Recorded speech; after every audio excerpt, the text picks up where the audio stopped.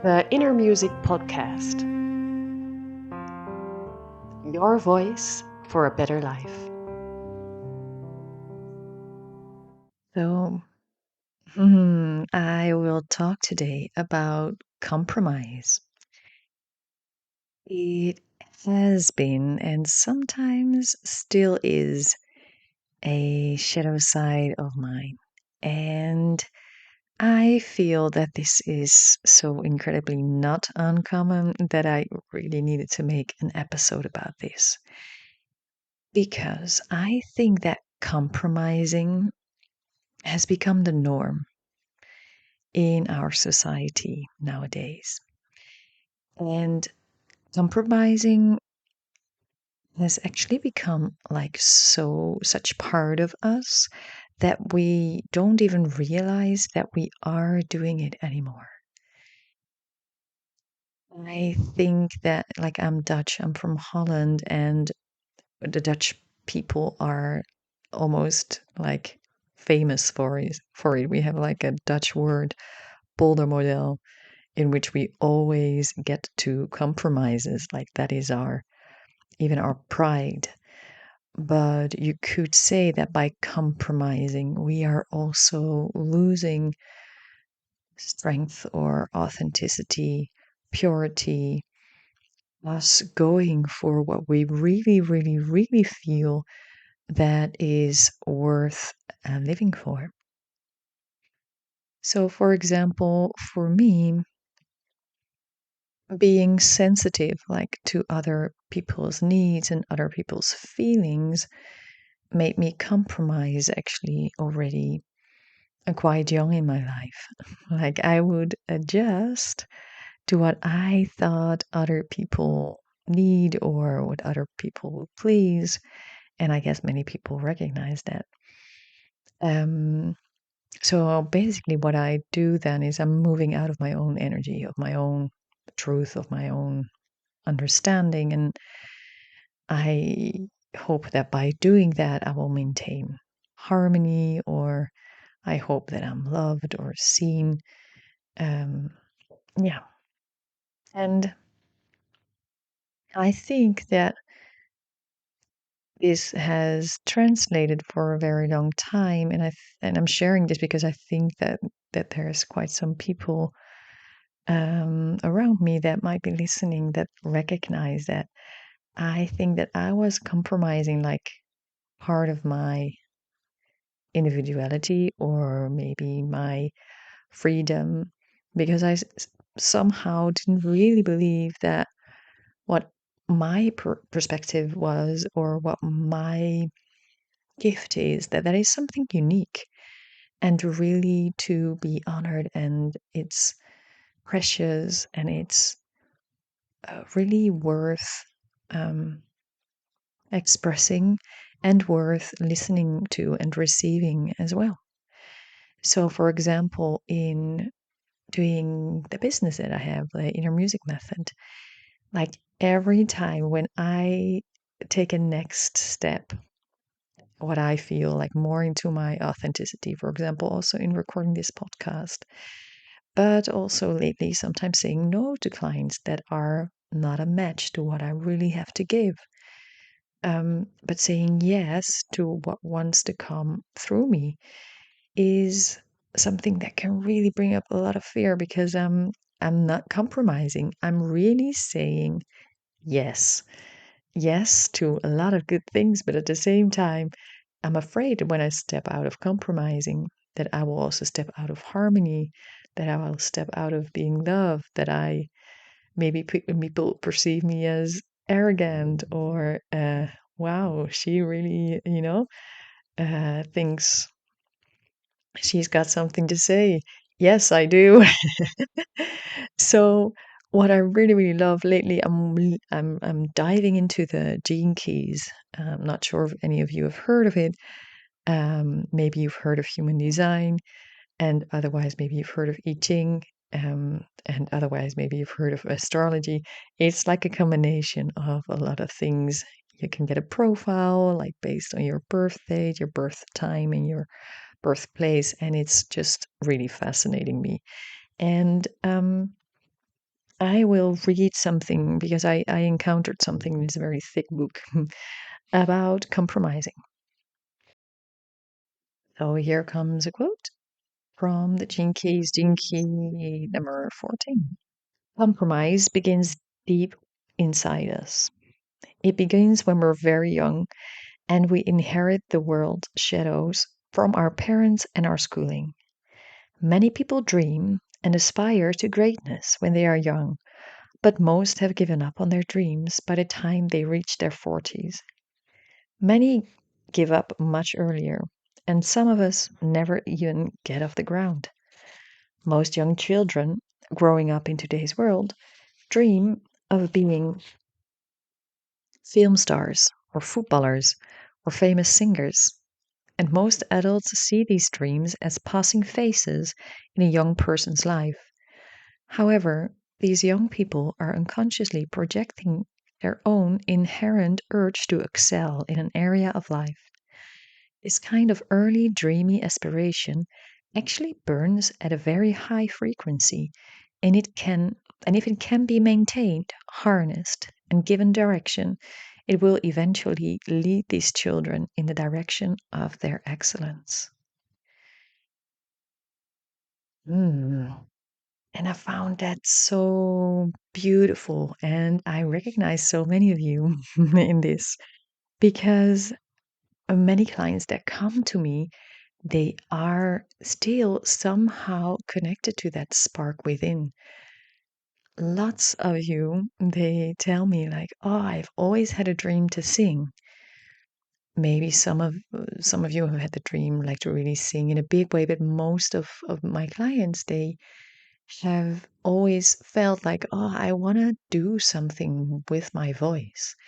And also for many, it doesn't necessarily mean going on stage, but just feeling that there is some gift there and something to discover and explore and express. And even though that many of my clients haven't never really lived it or not lived it fully, there is still something in them saying, hey, it's time to follow this spark.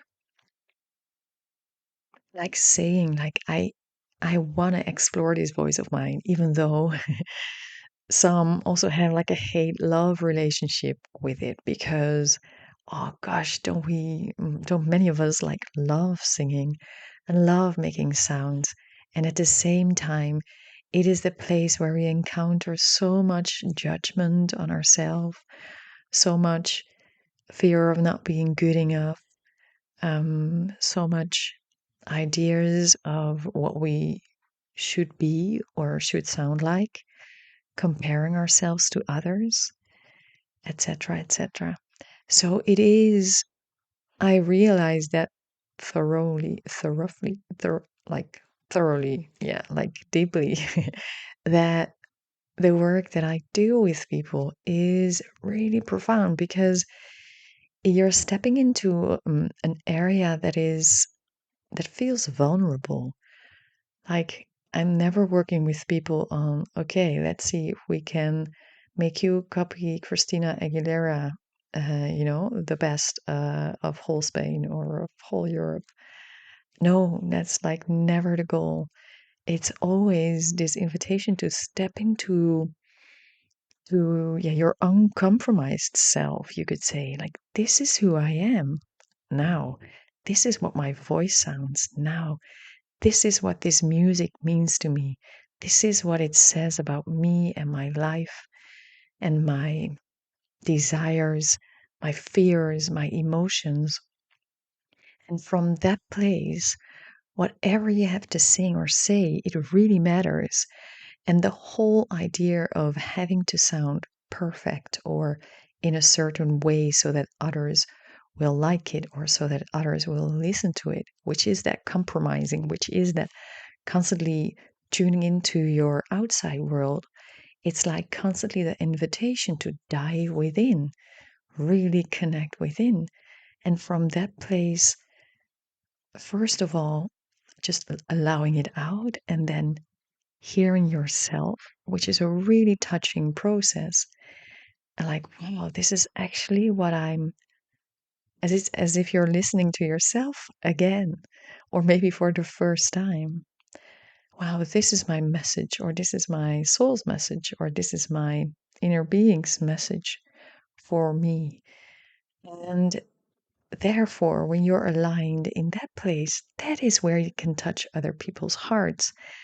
That is where I get goosebumps. That is where I know as a coach, okay, this comes from a true place. This is where your power lies. Yes, it feels vulnerable and sometimes you feel naked.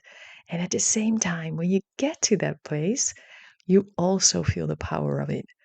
When I feel goosebumps, it's not just me, it's also you that feels that power like burning in you. And it feels so liberating to be completely you, to be completely transparent, to feel that power of it. So that is like the gift of stopping your compromising. It's like on a deeper and deeper and deeper and deeper level, saying yes to yourself, saying yes to your voice, saying yes to what you have to say, saying yes to what you have to bring to the world, saying yes to your purpose. And that is just such a beautiful process. And I think that for me, the best place to do that and to serve others, because it was very clear to me already when I was young, like I want to serve people. And I did that for 10 years within a healthcare system.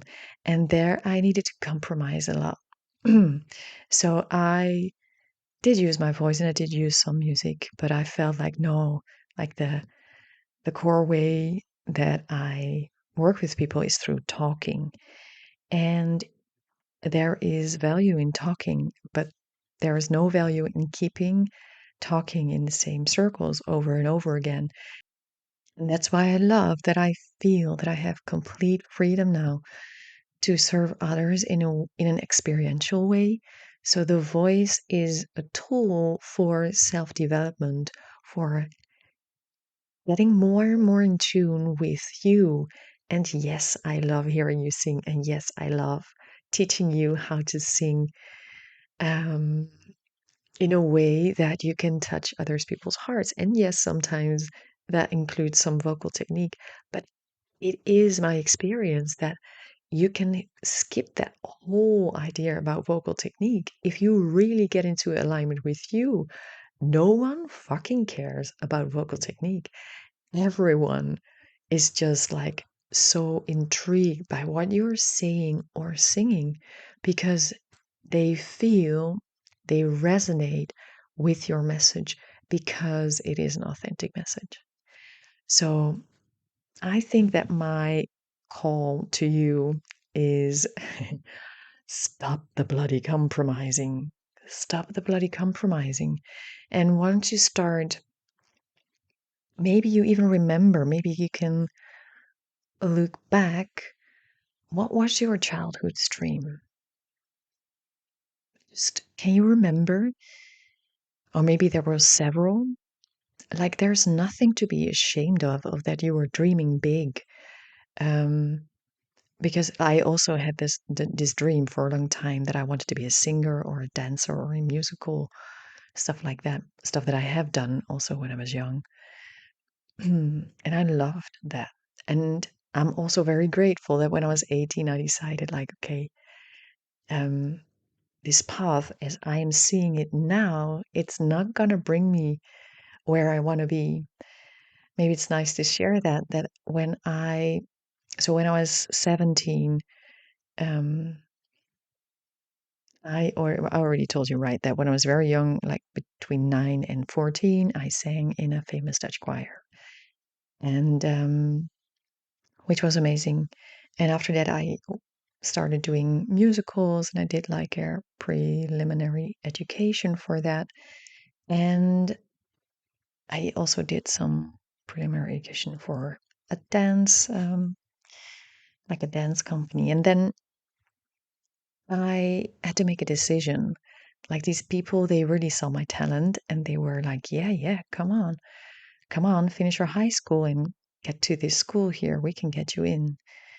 And I remember very clearly that I made a decision not to pursue that. And I've been thinking a lot about that moment later, also like, wow, I really wanted to be that singer, but at the same time, I just couldn't say wholeheartedly yes to it because I didn't like what I experienced then, the superficiality of that world, of the competition, really having to fight for your place, having, and that's what I felt back then.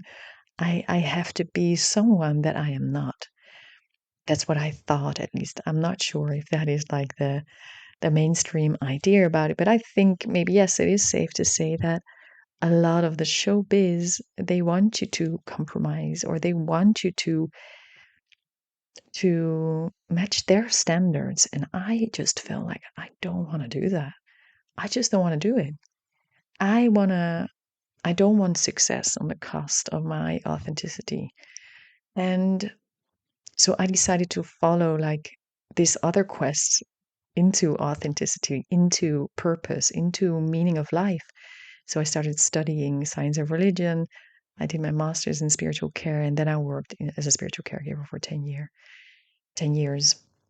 I've always been like always kept singing and really enjoying that, but very low profile.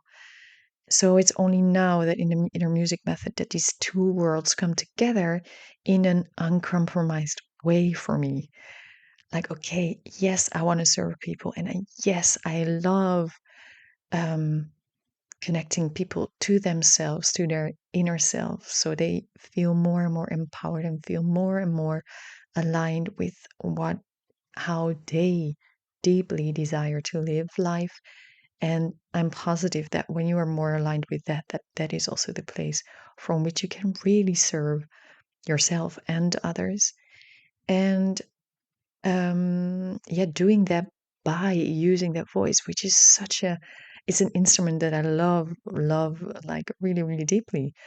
I love singing and I love hearing other people sing. And love, I can, like, you can just put me behind a piano, give me a mic, and I will lose track of time completely.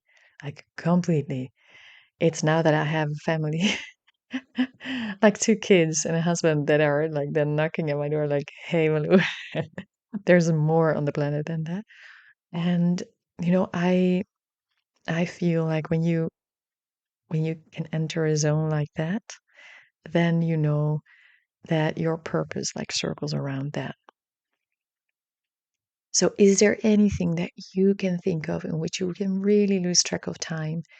Is there anything you can think of that you wanted to become when you were younger? And it doesn't mean that if you wanted to become like a football player, that, okay, yeah, maybe now you're in your 40s or your 50s. Yeah, it's not very likely that you were going to become a football player now. But it is pointing in a direction. You know, maybe it's for you, it's movement. Maybe it's for you, maybe it was more about having an audience that would see your gift or your talent. Maybe you're an amazing team player, like, you know what I mean? It's pointing in, like, in a direction of a value, in a direction of something that you naturally are incredibly gifted in. And I just want to encourage you to feel into that, to become honest, like bluntly honest about it. Like the way you're feeling your days at the moment, is that in resonance with that? Or if you're really, really, really honest, maybe not. And it starts with that. Doesn't mean that you immediately have to like quit your job, and oh, of course you may, but you don't have to. But just opening that door about becoming honest to yourself and starting to listen and embrace more and more what it is that you have, because we all have this. That's why it's called the gene keys, like this genius inside. And I know you have it, and I know I have it. And the world is going to be such an amazing place if we all start to live from that place. Yeah, I think that this is this is it for today. Yes, some food for reflection, maybe. If you have any questions or any comments or any other ideas, uncompromising ideas, uncompromising comments, yeah, be in touch. I'd love to hear from you. Much love.